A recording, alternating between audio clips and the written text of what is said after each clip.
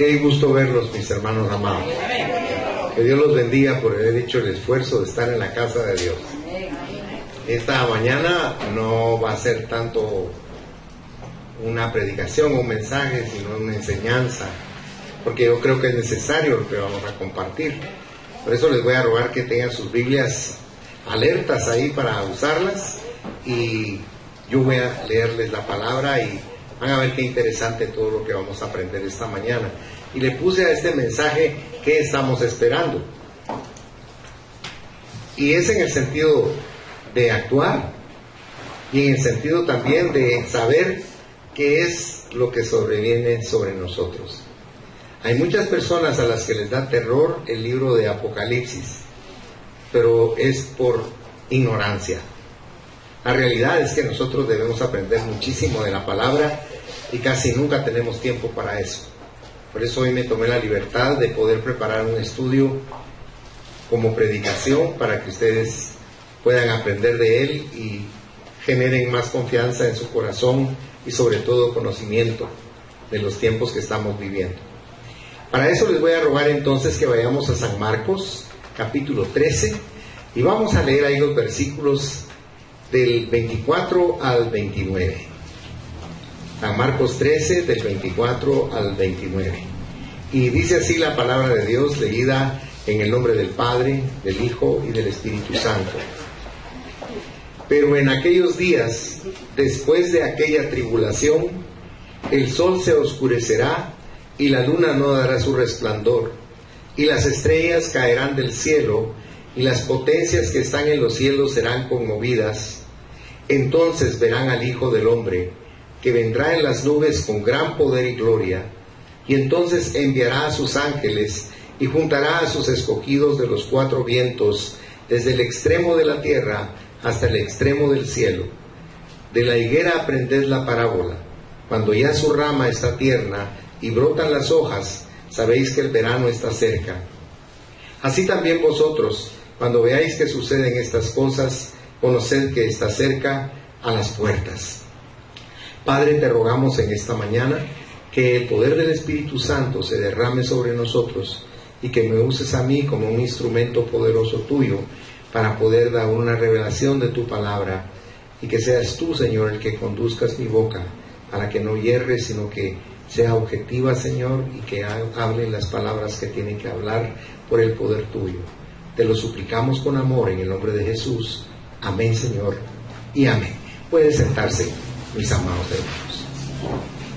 Quisiera que fueran a Mateo 24 en sus Biblias y que ahí leyéramos los versículos del 1 al 3. Mateo 24 del 1 al 3 dice: cuando Jesús salió del templo y se iba, se acercaron sus discípulos para mostrarles los edificios del templo. Respondiendo él, les dijo: ¿veis todo esto? De cierto os digo que no quedará aquí piedra sobre piedra que no sea derribada. Y estando él sentado en el monte de los olivos, los discípulos se le acercaron aparte diciendo: dinos, ¿cuándo serán estas cosas y qué señal habrá de tu venida y del fin del siglo? Entonces, si ustedes notan, son tres preguntas en una. Es bien importante que ustedes se ubiquen espiritualmente, porque aquí no estamos hablando de algo que nosotros vamos a protagonizar. Aquí estamos hablando de algo que va a suceder cuando la iglesia ya ha sido raptada. ¿Se han fijado que uno de pastor está insistiendo en que ustedes cambien, en que ustedes crean, en que estén dispuestos para el arrebatamiento que el Señor va a darle a la iglesia? Porque no queremos vivir lo que vamos a ver aquí, porque aquí vamos a hablar de lo que es la gran tribulación, lo que va a venir sobre la tierra. Nosotros no nos podemos imaginar algo tan terrible, porque el mismo Jesucristo dijo aquí en esta porción de Mateo 24 y 25, dijo que es una tribulación como la tierra nunca la ha conocido. Miren, ayer el volcán de fuego hizo una erupción y la gente como loca salió de la Antigua y eran cordones de carros huyendo del lugar por una pequeña erupción. Ahora, imagínense una hecatombe a nivel mundial. ¿Para dónde corremos, hermanos? ¿Para dónde huimos? Por eso, usted debe valorar mucho su salvación. porque en el día del rato el Señor nos lleva para que nosotros no tengamos que atravesar lo que vamos a ver a través de este estudio, lo que vamos a ver que la gente va a tener que sufrir por haber sido negligente consigo mismo. Porque a veces creemos que le estamos haciendo un favor al pastor, a la familia, a los amigos o incluso a Dios, pero no le estamos haciendo un favor a nadie, a nosotros nos hacemos el favor cuando creemos y cuando buscamos realmente una respuesta de parte de Dios a la tanta interrogante que nos surge en el corazón.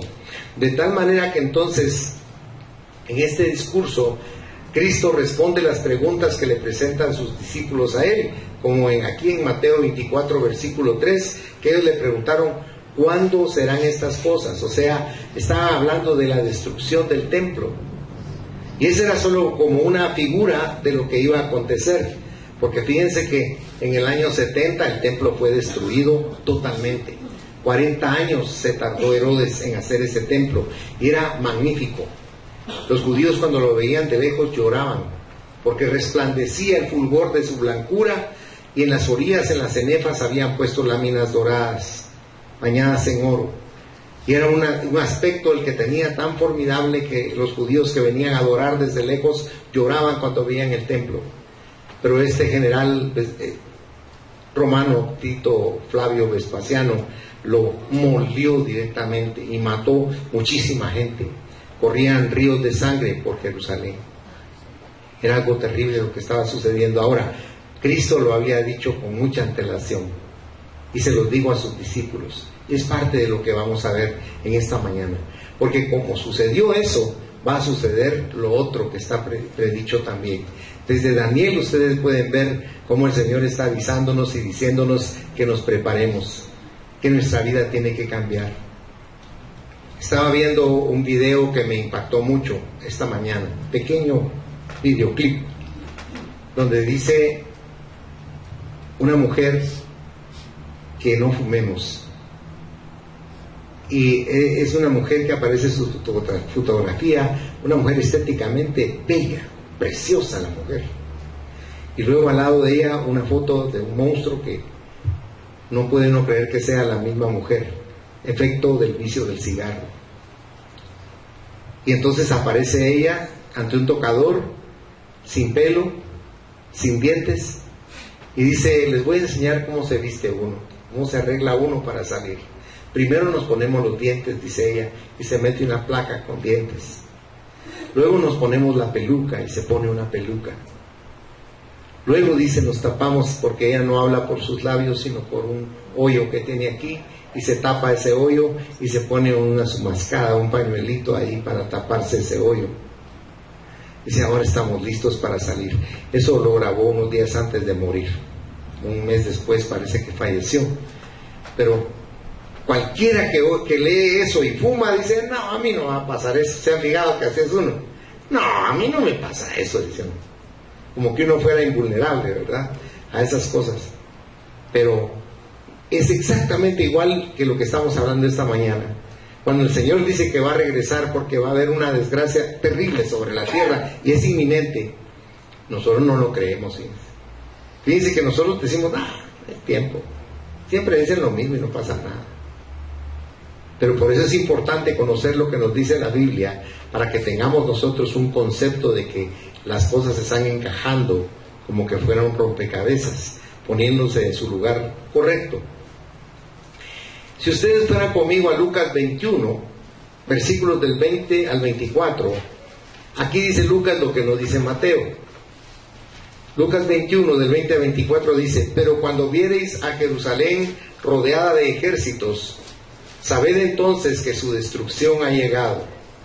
Entonces los que estén en Judea huyan a los montes, y los que en medio de ella váyanse, y los que estén en los campos no entren en ella, porque estos son días de retribución, para que se cumplan todas las cosas que están escritas. Mas ay de las que estén encintas y de las que críen en aquellos días, porque habrá gran calamidad en la tierra, e irá sobre este pueblo, y caerán a filo de espada, y serán llevados cautivos a todas las naciones, y Jerusalén será hollada por los gentiles, hasta que los tiempos de los gentiles se cumplan. Aquí está el Señor explicándoles directamente lo que iba a acontecer. ¿Lo creyeron ellos? No, pero aconteció. O sea, al margen de lo que podamos nosotros considerar o creer, debemos saber que se va a cumplir porque lo está diciendo el Señor. Como les decía, en el año 70 se cumplió palabra por palabra. Ahora, le dijeron, ¿qué señal habrá de tu venida? Y eso recibe su respuesta en Mateo 24, del 29 al 44. Ténganme paciencia, como le dije al principio. Dice el verso 29, e inmediatamente, note, después de la tribulación de aquellos días, el sol se oscurecerá y la luna no dará su resplandor y las estrellas caerán del cielo y las potencias de los cielos serán conmovidas. Entonces aparecerá la señal del Hijo del Hombre en el cielo, y entonces lamentarán todas las tribus de la tierra y verán al Hijo del Hombre viniendo sobre las nubes del cielo con poder y gran gloria. Y enviará a sus ángeles con gran voz de trompeta, y juntarán a sus escogidos de los cuatro vientos, desde un extremo del cielo hasta el otro. ¿Cuándo dice que va a suceder eso? Pónganle atención porque tenemos que llevar en consideración estas cosas después de la tribulación. ¿Por qué incido en eso? Porque nosotros ya no estamos cuando eso sucede. Cuando dice que juntará a sus escogidos, está hablando de los judíos también. Ahora, volvamos nuevamente a retomar nuestra lectura. Dice, de la higuera aprended la parábola. Cuando ya su rama está tierna y brotan las hojas, sabéis que el verano está cerca. Así también vosotros, cuando veáis todas estas cosas, conoced que está cerca, a las puertas. De cierto os digo que no pasará esta generación hasta que todo esto acontezca. El cielo y la tierra pasarán, pero mis palabras no pasarán. Pero del día y la hora nadie sabe, ni aun los ángeles de los cielos, sino solo mi Padre. Mas como en los días de Noé, así será la venida del Hijo del Hombre. Porque como en los días de antes del diluvio estaban comiendo y bebiendo, casándose y dando en casamiento, o sea, casándose y divorciándose, hasta el día en que Noé entró en el arca, y no entendieron hasta que vino el diluvio, y se los llevó a todos. Así será también la venida del Hijo del Hombre. Entonces estarán dos en el campo, el uno será tomado y el otro será dejado. Dos mujeres estarán moliendo en un molino, la una será tomada y la otra será dejada. Velad pues, porque no sabéis a qué hora ha de venir vuestro Señor. Pero sabed esto, que si el padre de familia supiese a qué hora el ladrón habría de venir, velaría y no dejaría minar su casa. Por tanto, también vosotros estad preparados, porque el Hijo del Hombre vendrá a la hora que, ¿qué dice su Biblia? Que no pensamos, ya se fijan. O sea, va a ser algo que nosotros no esperamos. O sea, sabemos y esperamos que así sea, pero no estamos cada día pendientes de que puede ser hoy, ¿verdad? No creemos que pueda ser hoy. Por eso el Señor nos exhorta tanto a que pongamos cuidado en lo que es nuestra vida diaria. Y le preguntaron también, ¿qué señal habrá del fin del siglo? Ahora, eso encuentra su respuesta en Mateo 24, del 4 al 28, y se lo voy a leer también.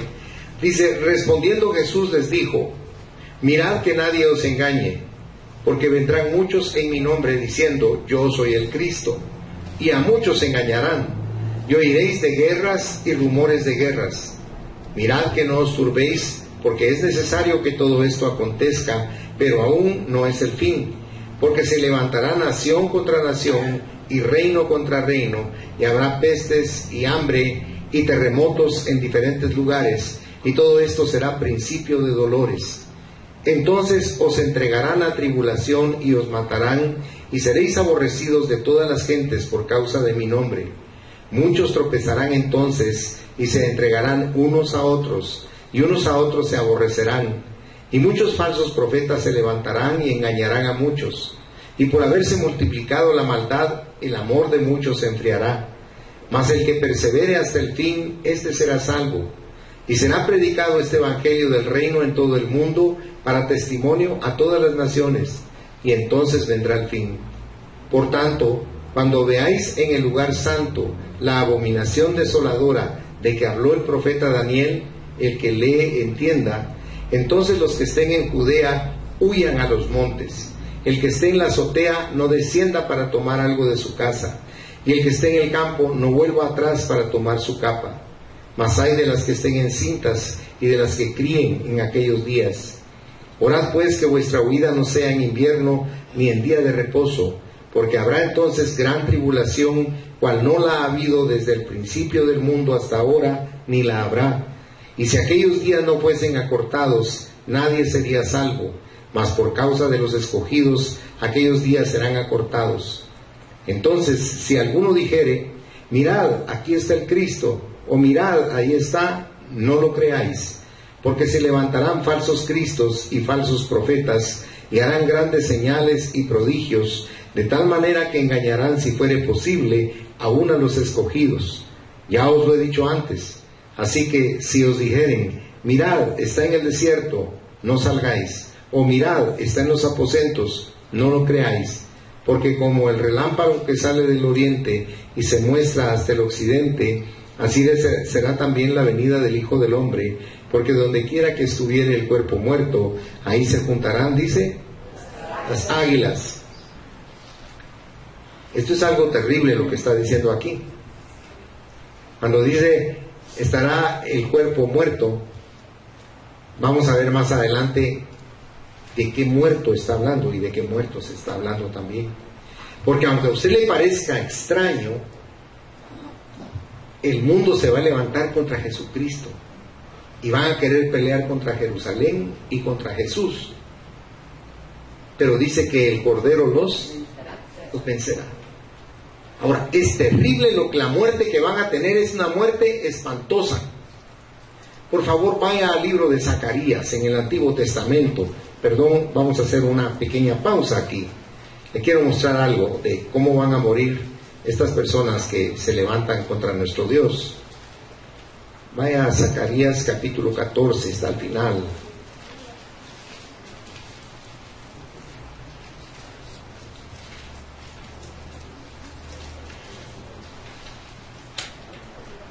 Mire el versículo 12. Dice, y esta será la plaga con que herirá Jehová a todos los pueblos que pelearon contra Jerusalén. La carne de ellos se corromperá estando ellos sobre sus pies, y se consumirán en las cuencas sus ojos, y la lengua se les deshará en su boca. O sea, como le reitero, el ser humano no cree que esto pueda suceder. Piensa que es un invento o que es una fantasía, pero lo que sucede es que no conocen al Dios de la gloria, al Todopoderoso. Déjenme que le haga una pregunta. ¿Usted cree que puede haber algo que sea difícil para Dios? No. Si usted va a Jeremías 32, verso 27, va a ver la afirmación que Dios está haciendo ahí. Ahí está diciendo Dios, he aquí, yo soy Jehová, Dios de toda carne. ¿Habrá algo que sea difícil para mí? No existe nada que pueda ser difícil para Él. Si usted va a hacer una silla, le toma tiempo planificarla y le toma tiempo elaborarla y hacerle los acabados. Igual es una casa, un edificio, lo que usted vaya a hacer, le toma un gran tiempo. Dios solo dice, hágase y se hace. Porque es Dios, es todopoderoso, es sobrenatural, trasciende el poder que el hombre conoce. Por eso cuando estas cosas sucedan, el hombre se va a asombrar. Dice que van a llorar, porque no han creído en lo que el Señor nos está diciendo aquí. Entonces los acontecimientos descritos en Mateo 24, del 4 al 31, van a suceder durante los 7 años de la gran tribulación. Nosotros no vamos a estar, excepto si alguno de ustedes se queda, que no creo que así sea. Yo le pido a Dios que todos nos podamos ir en el rapto, ¿verdad? Porque no es ninguna gracia estar en esa época aquí en la tierra. Porque esta es la semana 70 de Daniel. ¿Ha oído usted hablar de las 70 semanas de Daniel? Le voy a decir rápidamente. El templo fue destruido y Dios concedió que Esdras, por mano del rey Artajerjes, volviera a renovar el templo. Esa orden fue dada en el año 408. Eso se tardó aproximadamente 7 años, una semana de años, o 2 semanas de años. Y esto marcó el inicio de las 70 semanas. De esa fecha que le estoy dando, del año 408, cuando se terminó esto, fueron 49 años, 7 por 7 es 49, ¿verdad? 49 años. De ese año 408 al año 27 de nuestra era, está marcando 62 semanas más.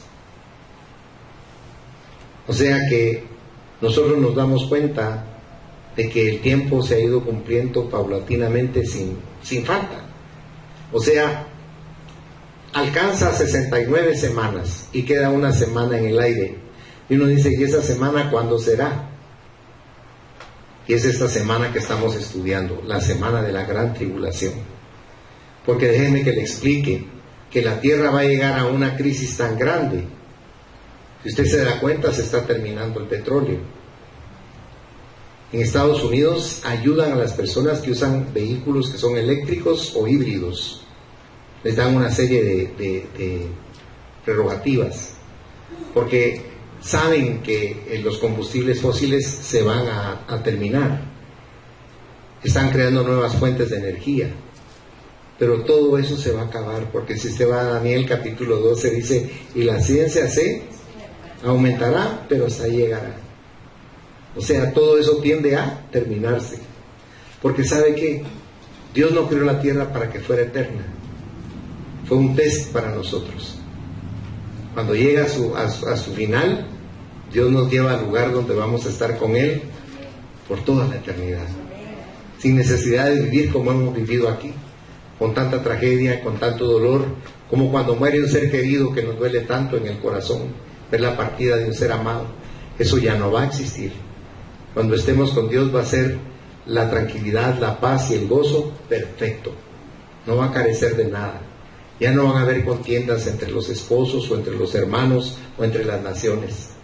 Ahí todo va a ser paz, porque el que va a gobernar todo, absolutamente, va a ser Dios, nuestro Señor Jesucristo. Alabado sea su nombre. Pero vaya conmigo a Daniel, por favor. Le quiero leer lo que dice en Daniel, capítulo 9, del 20 al 27. Dice, aún estaba hablando y orando y confesando mi pecado y el pecado de mi pueblo Israel, y derramaba mi ruego delante de Jehová mi Dios por el monte santo de mi Dios.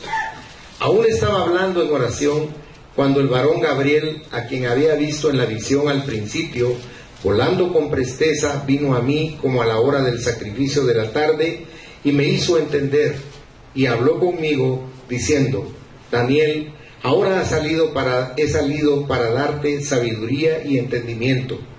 Al principio de tus ruegos fue dada la orden, y yo he venido para enseñártela, porque tú eres muy amado. Entiende pues la orden y entiende la visión.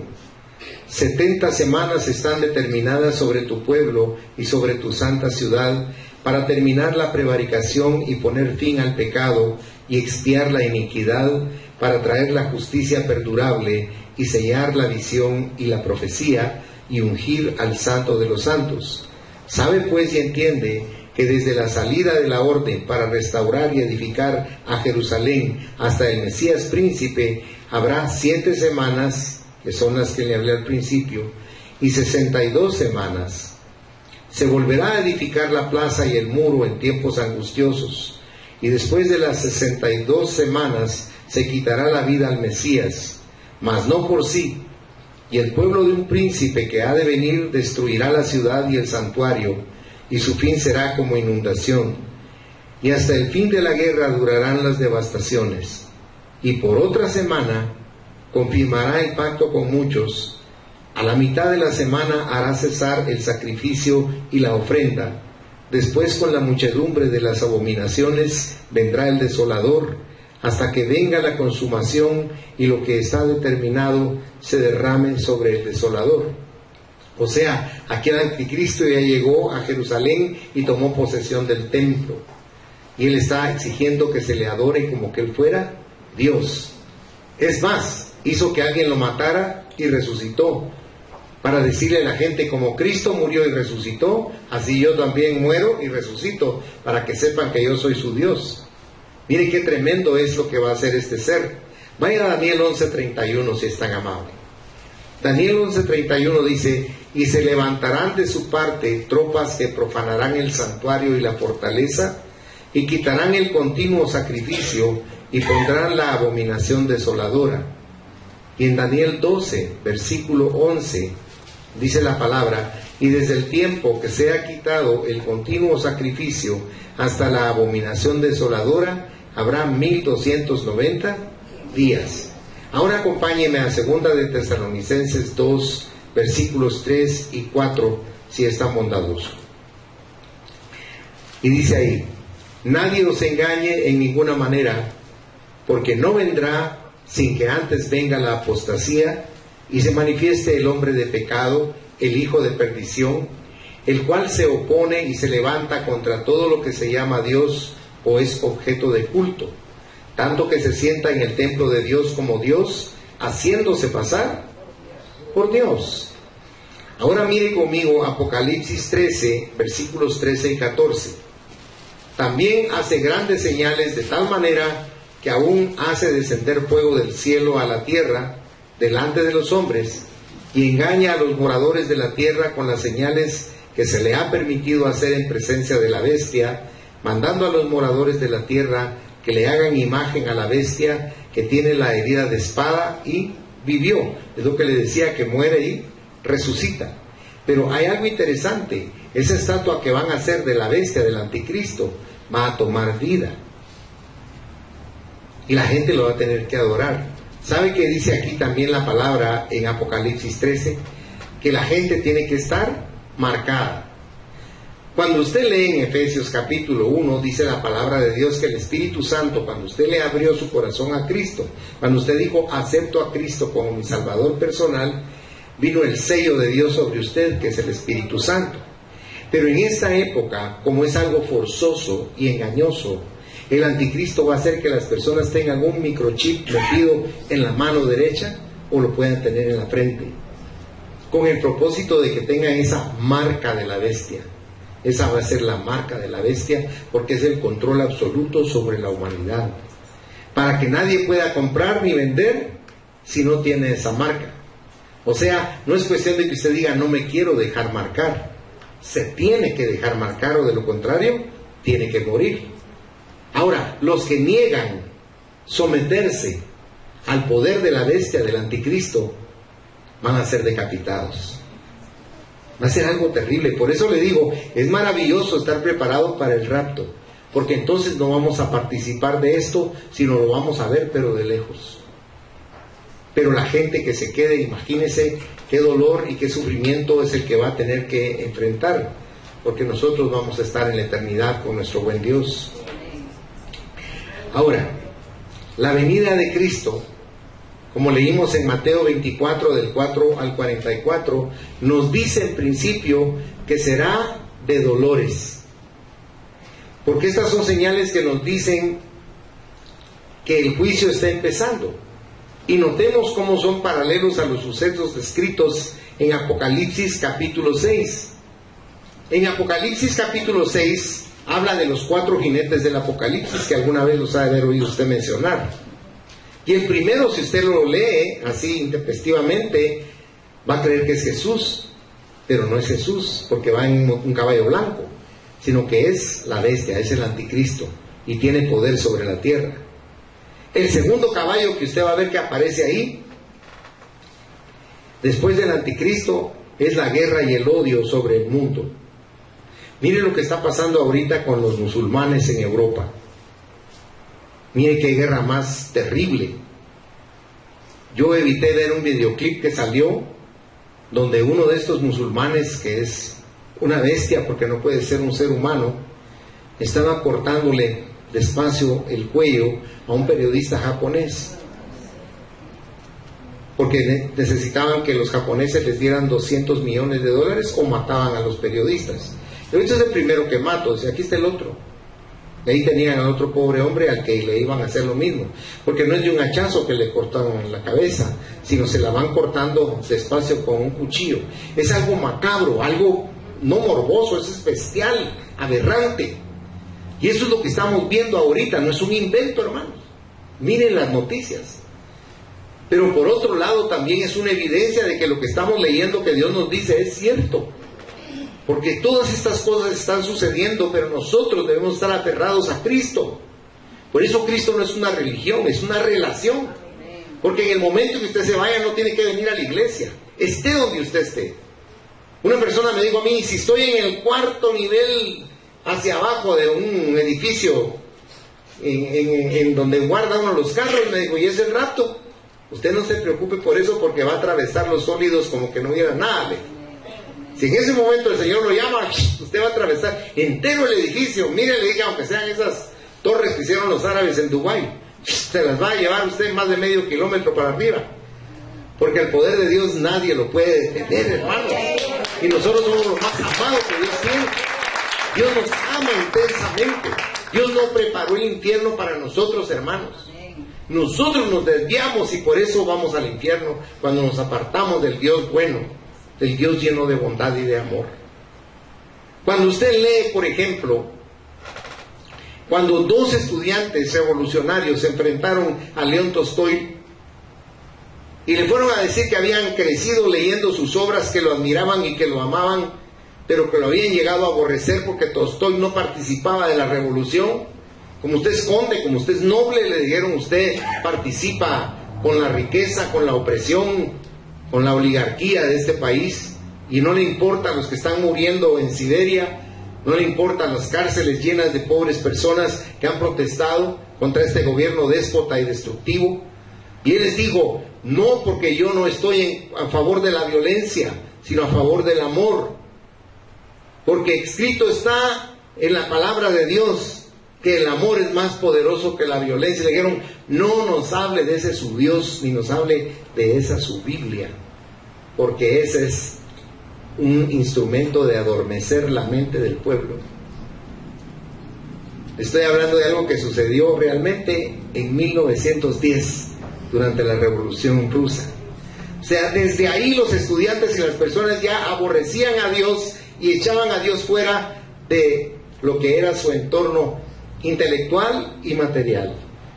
Sin embargo, usted puede ver posteriormente, en los años 30 y 40, a alguien que utilizó ese mismo sistema y que ese sistema le dio la libertad a la India, y se llamaba Mahatma Gandhi. Y él fue el creador, entre comillas, de la no violencia. O sea, yo quiero que me entienda algo. El ser humano no quiere creerle a Dios, ni quiere entender que Dios nos está previniendo y nos está preparando porque nos ama, para que no caigamos en el pecado y el pecado nos arrastre al infierno. Es una lucha en la que el Espíritu Santo tiene contra nosotros, porque a veces somos tan intelectuales que no queremos aceptar nada de lo que con sencillez nos dice el Espíritu Santo a través de la palabra.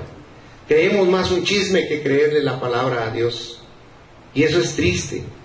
Por eso es que vemos aquí estas circunstancias tan terribles que estamos estudiando en esta mañana. Ojalá que nos dé tiempo, y si no, pues continuamos el otro domingo. Pero yo sí quisiera concluir este domingo esta enseñanza, porque hay sucesos que van a conducir al fin.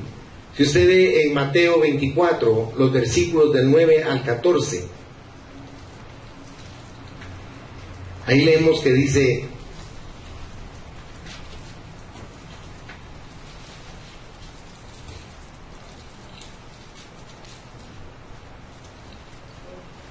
ahorita lo voy a alcanzar. Entonces os entregarán a tribulación y os matarán. Recuerden que esto va a ser durante la gran tribulación, no va a ser como ahora. Entonces os entregarán a tribulación y os matarán, y seréis aborrecidos de todas las gentes por causa de mi nombre. Muchos tropezarán entonces y se entregarán unos a otros, y unos a otros se aborrecerán. Y muchos falsos profetas se levantarán y engañarán a muchos, y por haberse multiplicado la maldad, el amor de muchos se enfriará. Mas el que persevere hasta el fin, éste será salvo. Y será predicado este evangelio del reino en todo el mundo, para testimonio a todas las naciones. Y entonces, ¿qué dice? Vendrá el fin. Usted se va a encontrar que en Apocalipsis 7 el Señor nos habla de que 144,000 judíos, o sea, durante la tribulación, el Señor va a tomar a 12,000 judíos de cada tribu, y son 12 tribus, van a ser 144,000 misioneros que el Señor va a tener, que van a predicar a Cristo por toda la tierra. Esa gente va a estar con un fuego en su corazón, hablándole a la gente de la salvación que Cristo provee dentro de esta tribulación tan terrible, donde acabamos de leer que se van a meter presos unos a otros. Porque tener a Cristo en el corazón va a ser un delito en ese tiempo. Va a ser algo terrible para las personas. Pero nosotros vemos aquí cuántos se van a salvar a través de estos judíos que van a estar trabajando para nuestro Señor Jesucristo. Y es importante hacer notar que los versículos 13 y 14 no tienen nada que ver con nosotros, porque eso va a suceder durante la gran tribulación. O sea, se va a predicar el Evangelio en la gran tribulación, en todo el mundo. Porque ese no es un requisito de salvación para nosotros. ¿Qué tenemos que hacer para ser salvos, hermanos? Creer en Jesucristo y aceptarlo en nuestro corazón, ¿verdad? Como nuestro Salvador y nuestro Dios. Pero en esa época estamos viendo que va a darse esta situación tan tremenda también. Ahora, entramos a lo que es la gran tribulación. En Mateo 24, del 15 al 18, dice: por tanto, cuando veáis en el lugar santo la abominación desoladora de que habló el profeta Daniel, y si usted nota, está entre paréntesis, el que lee dice, entienda. Entonces los que estén en Judea huyan a los montes. Y sigue hablando el Señor Jesucristo. Pero lo que trato de decirle yo aquí, como una explicación, es que ya va a estar el templo hecho por los judíos. Y el anticristo va a utilizar ese templo hecho por los judíos, emulando el templo que hizo Salomón, con todas sus características y ritos que van a conservar ellos, extrayéndolos del Antiguo Testamento. Que va a llegar la bestia y va a tomar el lugar santísimo. Y ahí va a poner su estatua. Y va a quitar el arca de la alianza que van a tener, una copia del arca de la alianza que los judíos van a tener en el lugar santísimo. Por eso Jesucristo dijo: el que lee, entienda. Porque entonces va a ser algo terrible. Es esa semana tremenda de Daniel 9:27. Y establecerá también su propia imagen, dice, en el templo judío. Los judíos que vivan entonces, y esto es algo que me gustó mucho cuando estaba haciendo este mensaje, porque dice que los judíos que vivan en ese tiempo, increíblemente van a entender mejor que nosotros Mateo 24.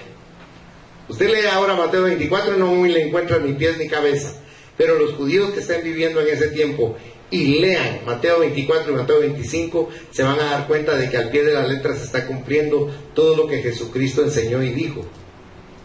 Porque muchas de las declaraciones de Daniel, de Mateo y de Apocalipsis nos dejan ahora perplejos. Pero en esa época los que lo estén viviendo van a decir: qué increíble, que aquí estaba escrito todo y era una explicación especial para cada uno de nosotros.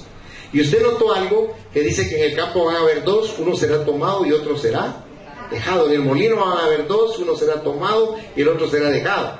Pero si hace memoria de lo que le hablé al principio, no está hablando del rapto. Entonces el que se quede va a ser salvo, el que sea tomado, que Dios lo ayude. Porque los que se queden son los que van a gozar de la bendición poderosa de Dios. Es algo tremendo esto que estamos viendo aquí, mis hermanos. Porque con el poder que se le ha entregado a Satanás y al anticristo, ellos van a realizar milagros portentosos, que la gente se va a quedar anonadada de ver lo que estos dos seres pueden hacer. Si usted fuera conmigo, por favor, a Segunda de Tesalonicenses 2, versículos del 8 al 10. Creo que habíamos leído esa llamada. No, esta no la habíamos leído. Dice: y entonces se manifestará aquel inicuo, o sea, el anticristo, a quien el Señor matará con el espíritu de su boca y destruirá con el resplandor de su venida. Inicuo, cuyo advenimiento es por obra de Satanás, con gran poder y señales y prodigios mentirosos, y con todo engaño de iniquidad para los que se pierden, por cuanto no recibieron el amor de la verdad para ser salvos. Ahora vea conmigo Apocalipsis 13, versículos 13 y 14. Dice: también hace grandes señales, de tal manera que aún hace descender fuego del cielo a la tierra delante de los hombres, y engaña a los moradores de la tierra con las señales que se le ha permitido hacer en presencia de la bestia, mandando a los moradores de la tierra que le hagan imagen a la bestia que tiene la herida de espada ahí, y vivió. Ahora, si usted fuera conmigo, por favor, Apocalipsis capítulo 19, versículos 17 y 18 dice: y vi a un ángel que estaba en pie en el sol, y clamó a gran voz diciendo a todas las aves que vuelan en medio del cielo: venid y congregaos a la gran cena de Dios, para que comáis carnes de reyes y de capitanes, y carnes de fuertes, carnes de caballos y de sus jinetes, y carnes de todos, libres y esclavos, pequeños y grandes, dice, ¿verdad? Porque en esa gran batalla que van a tener contra Cristo van a morir todos. De manera que estas aves de rapiña se van a dar un banquete formidable con todos estos seres que se han opuesto a nuestro Señor. Ahora, ¿qué sucede después de la gran tribulación? Si usted va conmigo a Mateo 24, del 29 al 31, ahí dice que va a haber señales en el cielo, ¿verdad? El sol se va a oscurecer, las estrellas ya no van a dar su resplandor, pero vayamos más atrás todavía en la historia. Vayamos al libro de Joel, capítulo 3, versículos del 11 al 21. Joel 3, del 11 al 21 dice: juntaos y venid, naciones todas de alrededor, y congregaos. Haz venir ahí, oh Jehová, a tus fuertes. Despiértense las naciones y suban al valle de Josafat, porque ahí me sentaré para juzgar a todas las naciones de alrededor. Echad la hoz, porque la mies ya está madura. Venid y descended, porque el lagar está lleno, rebosan las cubas, porque mucha es la maldad de ellos. Muchos pueblos en el valle de la decisión, porque cercano está el día de Jehová en el valle de la decisión. El sol y la luna se oscurecerán, y las estrellas retraerán su resplandor. Y Jehová rugirá desde Sión, y dará su voz desde Jerusalén, y temblarán los cielos y la tierra, pero Jehová será la esperanza de su pueblo, y la fortaleza de los hijos de Israel. Y conoceréis que yo soy Jehová vuestro Dios, que habito en Sión, mi santo monte, y Jerusalén será santa, y extraños no pasarán más por ella. Sucederá en aquel tiempo que los montes destilarán mosto, y los collados fluirán leche. Por todos los arroyos de Judá correrán aguas, y saldrá una fuente de la casa de Jehová, y regará el valle de Sittim. Egipto será destruido, y Edom será vuelto en desierto asolado, por la injuria hecha a los hijos de Judá, porque derramaron en su tierra sangre inocente, pero Judá será habitada para siempre, y Jerusalén por generación y generación. Y limpiaré la sangre de los que no había limpiado, y Jehová morará en Sión. Este último versículo es tremendo, porque está diciendo Dios que a los que mataron injustamente los va a vengar. Eso es lo que está diciendo ahí el Señor, porque quiere que entendamos que Él es un juez justo y perfecto. Usted se recuerda que cuando murió David, a David lo había perseguido su hijo, ¿se recuerda? Porque lo quería matar, a él y a toda su casa, y él logró huir, pero en su vida hubo un hombre, Simei, que lo insultó, le echó piedras y le echó polvo, y uno de sus generales le dijo a David: déjame que mate a este hombre. Le dijo: no, déjalo, por algo Dios lo está poniendo. Y el hombre se fue insultándolo hasta donde pudo.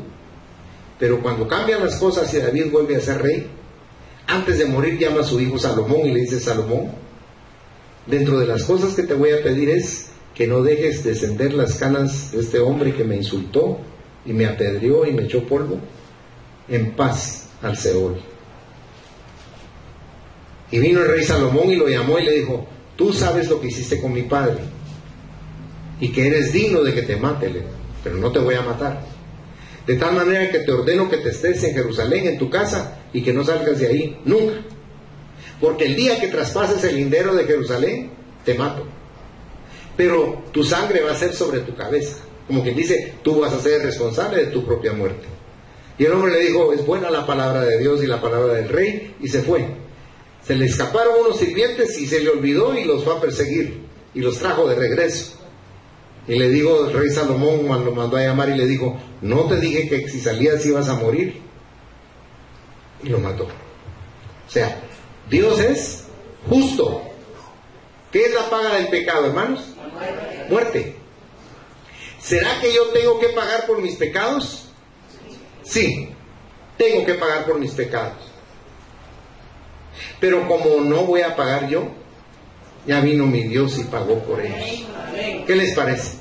Él ya pagó por lo que nosotros hicimos, por lo que hacemos y por lo que haremos. Porque nos ama, hermanos. ¿Cómo nos cuesta comprender eso? Fíjense.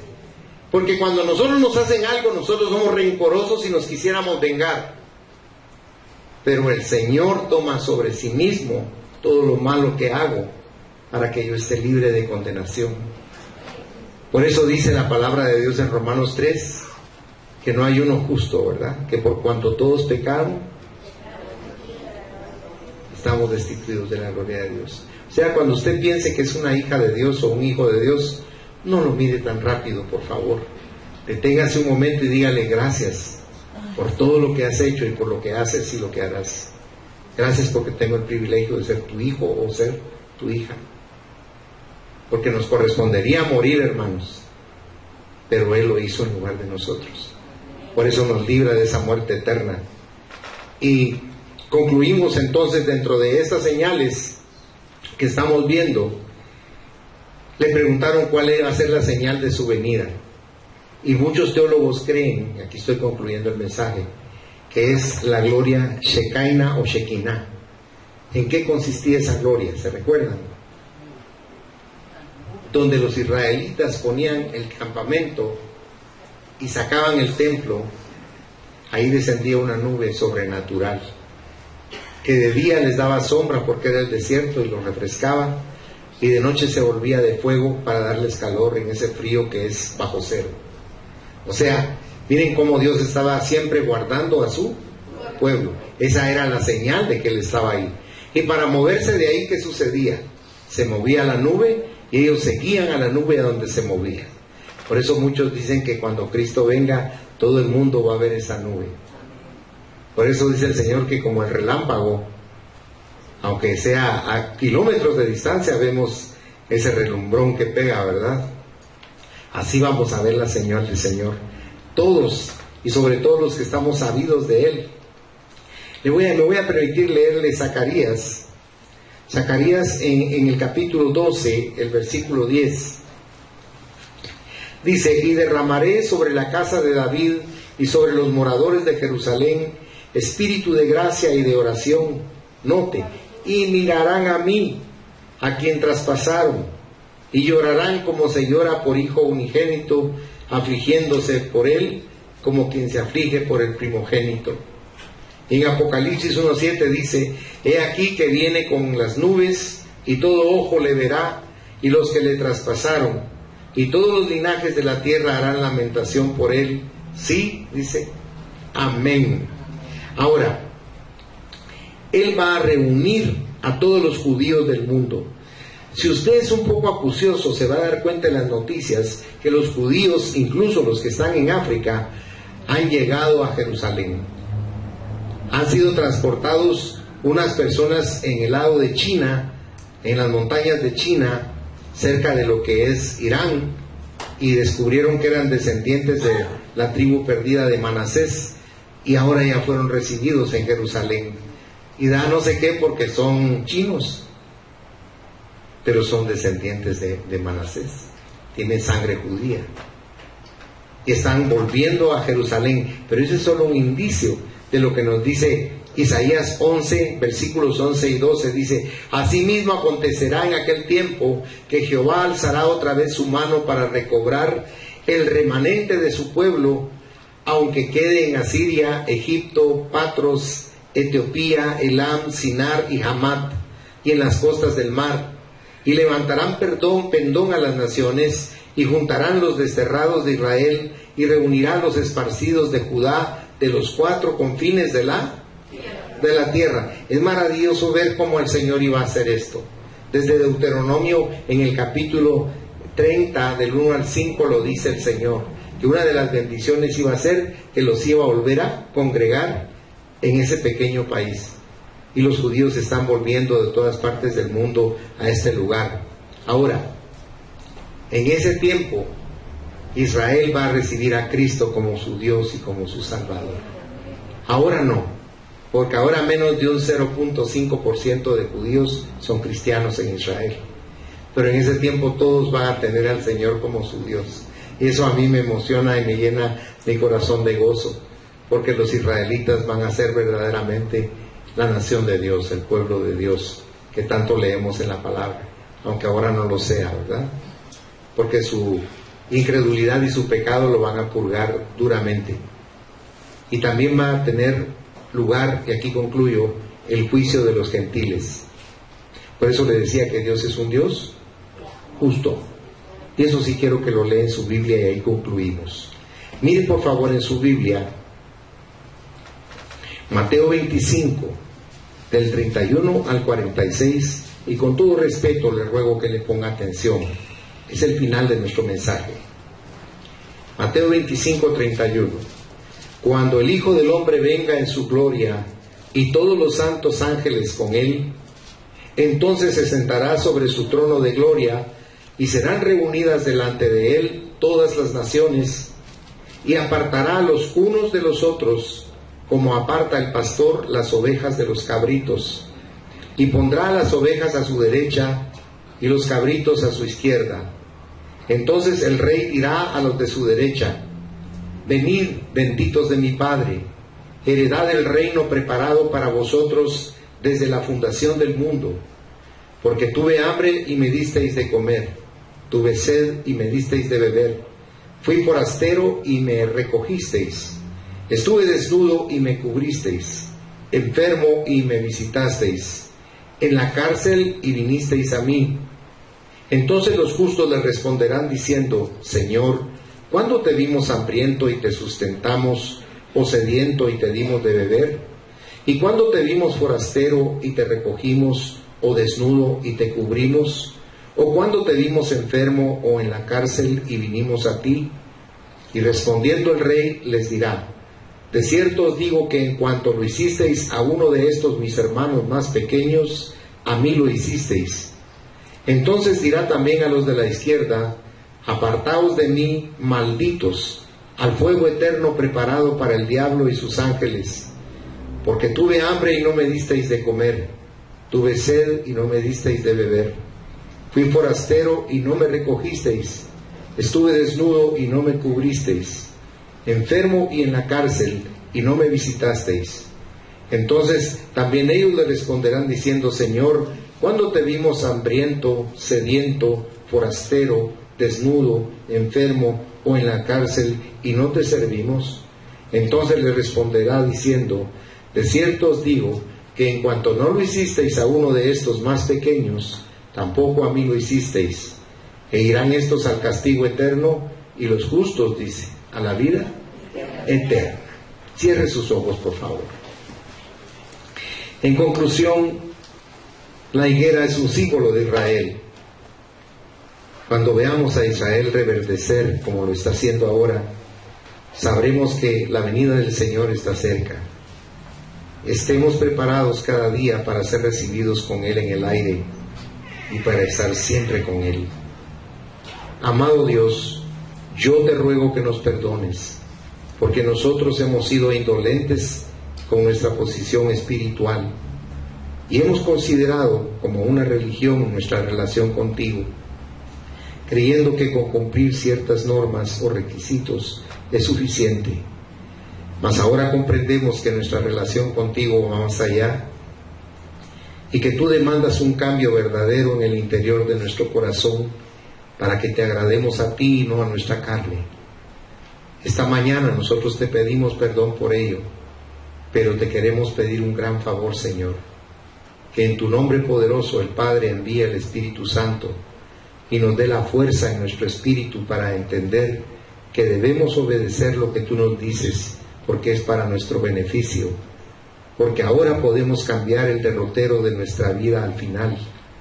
Ya muertos no podemos hacer nada, Por eso ahora que estamos vivos, permítenos, Señor, entrar en obediencia y hacer tu voluntad en nuestra vida, para que entonces tengamos la certeza en nuestro corazón de que en el rapto vamos a ser llevados por ti, para no tener que sufrir esta situación tan terrible que va a ser la gran tribulación.